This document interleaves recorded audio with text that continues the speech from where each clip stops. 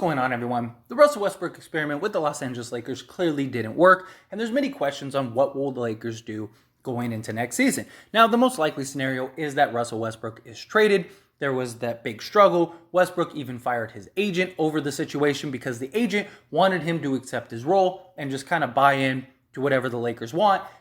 Be a model employee for a season and then go to whatever team you want to go to, because the fear is that Russell Westbrook, any trade for Russ, the team doesn't want Russ. They want the salary. And I know many people think and say, you hear all the comments of like, nobody wants Russ. Russ isn't going anywhere. Lots of teams want Russ. They just don't want Russ the player, which is what the agent had an issue with, which is what the agent was trying to get through to Russell Westbrook. Dude, you're not the asset at $47 million that people want. People want the contract because it's essentially the only real salary wipe that there is right now in the league, right? You have a $47 million expiring contract. So if a team trades for you, they're giving up salary. The Lakers not only have to take on salary, but on top of that, they are giving up assets rather than getting assets for you. And any trade, that team's just going to buy you out. And then you're going to be able to go to whatever team you want.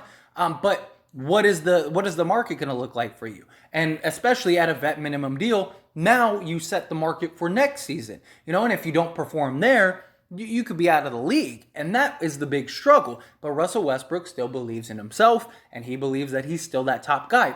And I do think Russell Westbrook is still that dude in many ways. He's not anywhere near he was, 5 seasons ago or whatever. But I do think in the right environment, on the right team, in the right fit, he could still be that 30-point triple-double guy. It was just a season ago that he, led the Washington Wizards with Bradley Beal and a bunch of nobodies to a playoff series. And he was a 30-point-a-game triple-double. The handful of games that he played with the Lakers without LeBron James and Anthony Davis, he was that 30-point triple-double guy.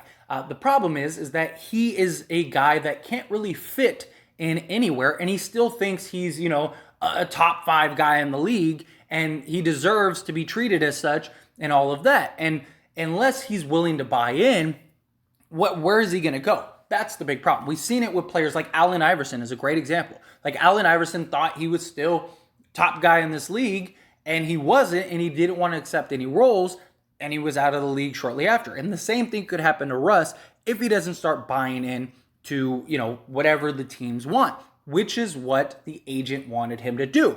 Now, when it comes to a trade for Russell Westbrook, obviously the best deal is the Kyrie Irving, right? For the Lakers standpoint. Whether Russ goes to Brooklyn or he goes to a third team, whatever ends up happening, maybe the Spurs take him and get a first, whatever, right? Russ goes somewhere else other than the Lakers, and the Lakers ultimately get back Kyrie Irving. That is the goal. That is the hope. That is number one priority as far as the Lakers are concerned, because Kyrie Irving with LeBron James and Anthony Davis is much more fluid, easy fit. It's a guy that could be an absolute game changer, a guy that can carry the load. If LeBron misses games or Anthony Davis misses games or they both miss games, which was the hope for Russ. Now, I have been a big advocate for Russ in many ways, because I don't think he was the sole problem. Like, he was part of the problem, but he wasn't the only problem.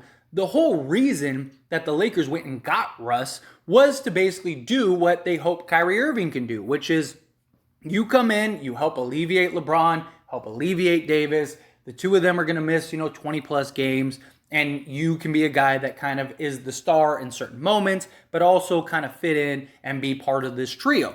That was the idea of Russ. Problem is, Russ was never put in a position to do that.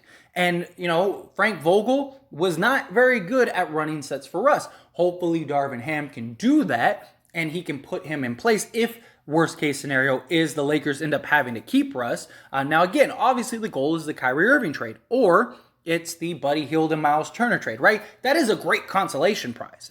Like if you can't get Kyrie Irving and the next best trade is a quality center that can block shots and spread the floor and a lights out 3-point shooter, that's a pretty good situation, right? That's a pretty good consolation prize. I don't think anyone would be complaining there as far as that goes, right? And so if you can do a trade like the Kyrie trade, or you can do a trade like the Myles Turner and Buddy Hield trade, you get that done.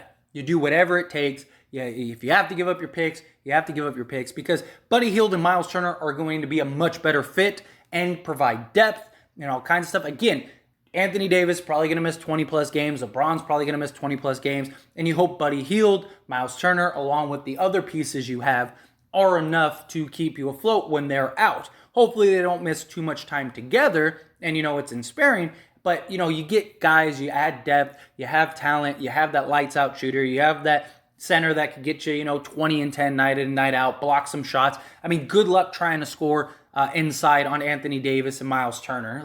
It would be a great pairing, right? I mean, there are questions on the fit and stuff like that, and will everyone accept their roles and stuff? But Anthony Davis gets to become full-time power forward. Myles Turner gets to be center. You can also interchange them if need be, certain matchups, stuff like that. There's benefits either way. Again, just adding that depth, and you're putting together a real team. I mean, Myles Turner and Buddy Hield with LeBron James and Anthony Davis, that's a legit team in the Western Conference and in the entire NBA. I mean, look, Dallas just made it to the Western Conference Finals. Nobody in the West were world beaters. Nobody, even the Warriors, even though they won the championship, they weren't the Warriors with Kevin Durant. Everybody looked beatable in this playoff series, and no major changes happened to where it's like, man, that team is so much better, right? So if you're the Lakers, if you end up with Buddy Hield and Myles Turner, you feel pretty good. You feel like we are in a position to win a championship this year, and it's a beneficial trade, right? And the Pacers, they get salary relief, they get some assets, they buy out Russ goes somewhere else. The Lakers don't have to worry about that problem anymore. They get some quality assets, add some depth. Even the Kyrie trade, same thing. But here's the thing. If let's say none of those trades work and your only other option is the New York Knicks trade, something like that, right? Where you have to take back Julius Randle, Evan Fournier, and Derrick Rose, I don't think you do that. I think if push comes to shove, right? And you say you have two choices. Either A, you keep Russ and you ride it out for a year, or you make the trade for Randle, Fournier, and Rose, and you move off of Russell Westbrook. You keep Russell Westbrook for the year. And I know many Laker fans may feel otherwise. I know many Laker fans feel like you trade Russell Westbrook for whatever you have to. You get him off the team. But there are worse problems and there are worse situations than having Russell Westbrook on your team for a year or sending him home or whatever. And trading for Julius Randle, Evan Fournier, and Derrick Rose is that bigger problem.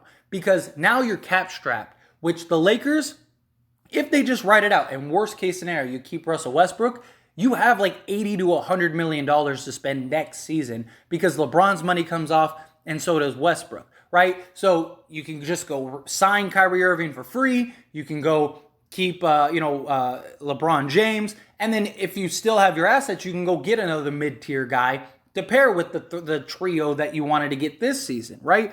But if you make the deal for Julius Randle, Evan Fournier, and Derrick Rose, you're locked into these guys for 3 years. Randle has a 4-year contract.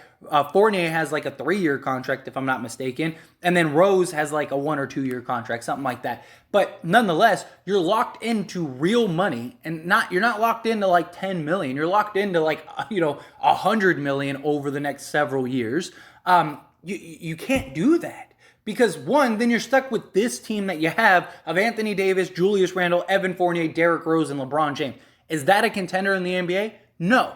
And you're very likely going to lose LeBron James. And if LeBron James leaves and you're stuck with Randle, Fournier, Rose, and Anthony Davis, then you're in you're basically Luol Deng and Timothy Mozgov all over again. You're stuck with a bunch of terrible salaries that you should have never committed to just because you wanted to move off of Westbrook and you're absolutely desperate. And that's the problem. That's why I am so glad the Lakers are being smart and they're being patient. Now, if you could do the Knicks trade and leverage those pieces to a team like the Nets, cool. Maybe the Nets want Julius Randle and Evan Fournier and Derrick Rose because they're in a very different situation, right? The Nets, they don't own their draft picks, so they can't tank. They have to remain as good and competitive as possible. And if you could get back 3 rotation guys for Kyrie Irving, that might be a better situation than keeping Kyrie Irving and losing him for nothing, right? Because here's the thing, the Nets, if they just let Kyrie walk, it's not like they get $36 million back in salary. No, it's not the Russell Westbrook situation. They are over the cap with Kevin Durant, Ben Simmons, and Joe Harris all making significant money the following season. So they can't just go sign somebody new. So the Nets need assets. So if you could line up the Knicks trade. Knicks give up a first, Evan Fournier, Derrick Rose, and Julius Randle to remove that salary relief. And they take on Westbrook, basically wiping the Knicks books clean outside of, because this is only going to happen if Donovan Mitchell ends up getting traded. So you have Mitchell, Brunson, and you have Barrett, right? Those are your three that you're building around. You got clean books. You're good to go. It's a win for the Nets now, or for the Knicks. Now, if you're the Lakers and you could go to them and say, hey, you trade us Kyrie Irving. I imagine you need a new point guard. Here's Derrick Rose.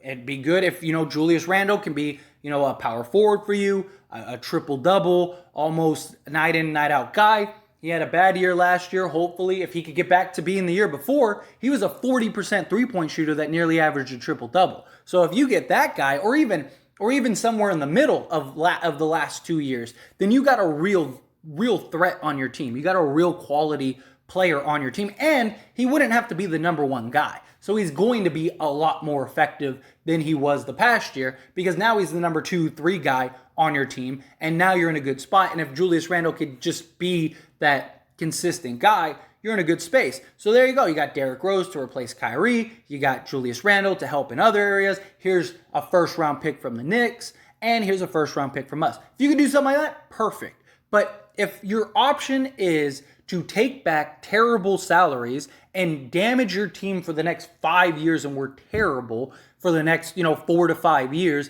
because the Lakers were so desperate to trade Russell Westbrook, and, now they took a bunch of bad contracts and were terrible, and LeBron leaves, and now we have no money to go and sign anybody else.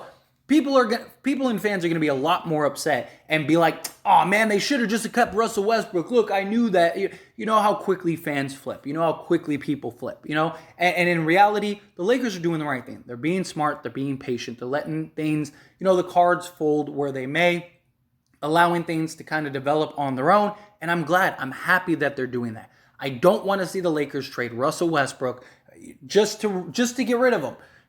You're better off sending him home. You're better off trying it out for 20-plus games. Kind of see maybe Darvin Ham can kind of work it out. If Darvin Ham can work it out, perfect. I don't think he'll work it out to the point where they'll be a contender, but maybe they could be a solid team. They get into a playoffs. Healthy Anthony Davis, healthy LeBron James. You can't rule them out. Okay, maybe you have a puncher's chance. If it doesn't work, you send him home. I would much rather that be the result, where he's just getting paid to sit at home and then we have his money fall off the books next year, than to go make a deal that just cripples us for the next 4 seasons. Now, if we could get the Kyrie deal, or if we could get the Indiana Pacers deal, fine, do that. Let's get it done.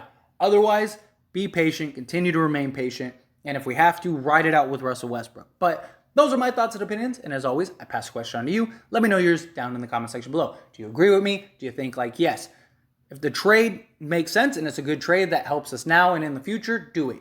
Let's make it happen. Trade Russ. Otherwise, if it's a deal that is just, you're just taking on a bunch of bad salary just to remove Russ, don't do that. You need to keep the cap flexibility. You need to be in a position, because also just, even if they don't sign anybody with the cap space next season, it's about having the flexibility. You don't know what tomorrow's going to bring.